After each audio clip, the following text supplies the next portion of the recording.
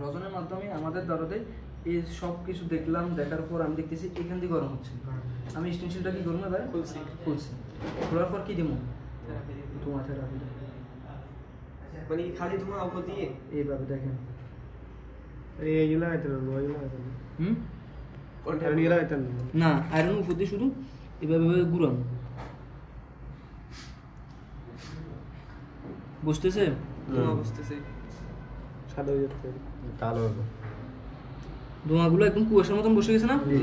এবার এই দেখেন কম্পোনেন্ট তো এখানে অনেকগুলো আছে, আমি হাত দিয়ে অনুভব করে বাইর করতে পারবো হাসানের কথা, হাত দিয়ে কোনটা বাইর করবো? আমার দেখেন বাইর করার কোনো উপায় আছে? বাইর করার উপায় নেই। এখন যে কম্পোনেন্ট গরম হচ্ছে ওটা কি হবে? এগুলো একদম সংকীর্ণ কুয়াশার মতন না? আমি যখন বিবেটে আবার সেম ভাবে কি লাগামো, বিবেটে বিবেট লাগামো, গ্রাউন্ডে গ্রাউন্ড, এখানে যে কম্পোনেন্টটা গরম ওটা দিয়ে আস্তে করে গলে গেছে, গলে কালো, ওটা গলে যাবে। যে কম্পোনেন্টটা শর্ট মূলত এই কম্পোনেন্টটা গলে লাল যাবে।